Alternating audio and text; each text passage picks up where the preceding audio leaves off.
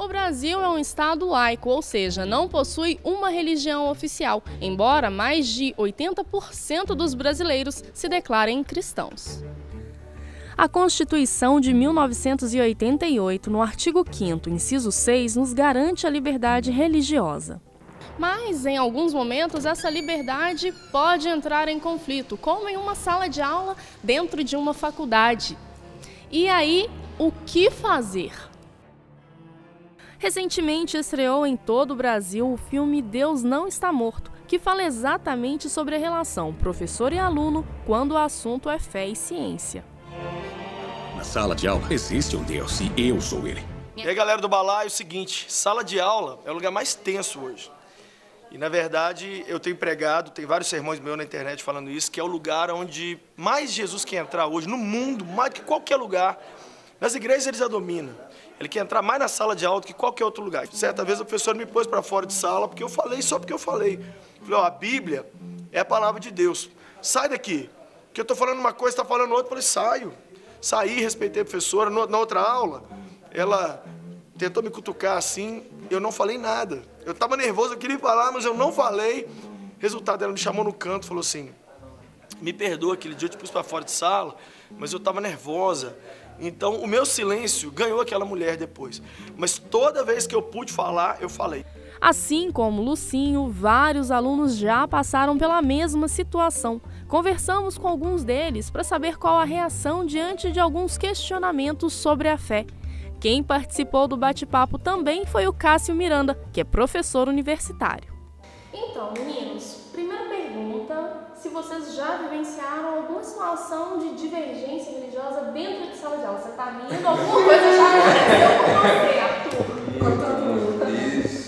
Desde o ensino médio, até quando eu entrei na faculdade, isso acontece muito por causa que sempre tem divergências religiosas, aí sempre entra na discussão, no debate, não, mas eu creio nisso, eu creio naquilo, então já discuti com o professor, fiz errado, mas já discuti, já conversei. Mas peraí, discutir de bater boca ou discutir Não, discuti de... Ela expôs a ideia dela confrontando o evangelho, eu tentei expor o evangelho e acho que se fosse hoje eu teria exposto de uma melhor forma. Eu sou o professor Redson e essa é a classe de filosofia 150. Eu quero evitar debates sem sentido e pular para a conclusão que os alunos do segundo ano conhecem. Não existe Deus. É muito difícil, porque você está vendo lá na frente uma pessoa e contra aquilo que você crê, o evangelho, e é difícil você ficar calado.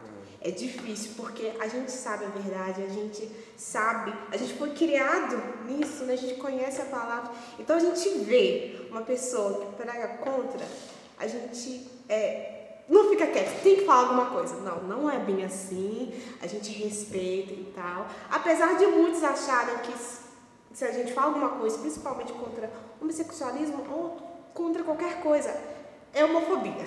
Ah, é homofobia. Aí vem o medo. Aí vem o medo. Eu quero conquistar as pessoas para Jesus, mas eu não quero ser chato, tipo assim, que as pessoas, não, a Isabela, olha só, tudo é contra, eu não posso conversar com ela. Mas você também tem que falar a verdade, a palavra do Senhor. Então você fica naquele dilema, ai meu Deus, eu interrompo agora a aula para falar, não, isso não tá certo, isso não condiz com a Bíblia. Eu fico quieta, não, melhor agora não me posicionar. Quando que você tem que falar?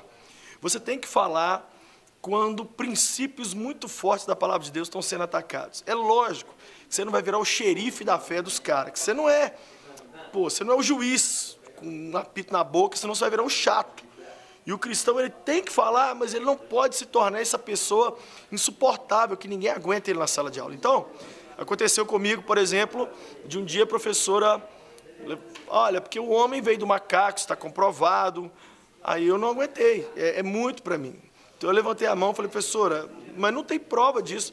Não, mas isso aí, quem acredita na Bíblia, não sei o quê, porque a Bíblia é um livro de lendas. Aí eu não aguentei, falei, professora, a única lenda que eu estou vendo aqui é a senhora. Vai me perdoar, mas não, como é que você afirma uma coisa dessa? Aí metade da turma ficou comigo, outra metade. E aí vem o momento de calar. Porque quando a coisa começou, aí eu deixei a coisa fluir e a turma mesmo já tomou as dores e já conversou e já falou. Então, quanto que um cristão deve se calar?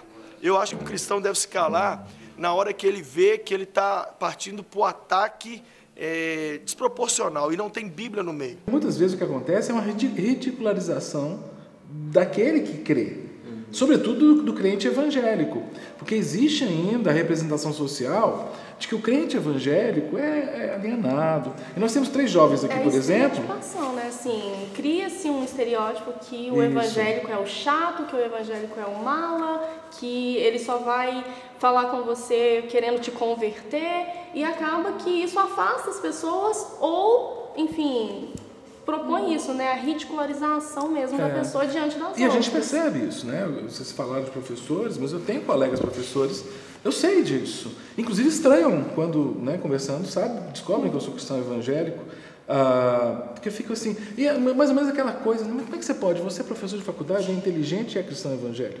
Oi? Né? Oi? Como é que pode? E aí tem um aluno, que o aluno é inteligente, o aluno participativo, e depois o aluno toma uma posição moralmente mais conservadora e fala, mas por quê?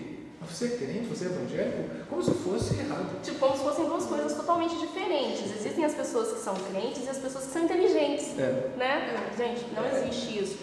E engana-se quem pensa que fé e ciência não podem caminhar juntas. Podemos encontrar estudiosos das mais variadas áreas do conhecimento que se declaravam cristãos.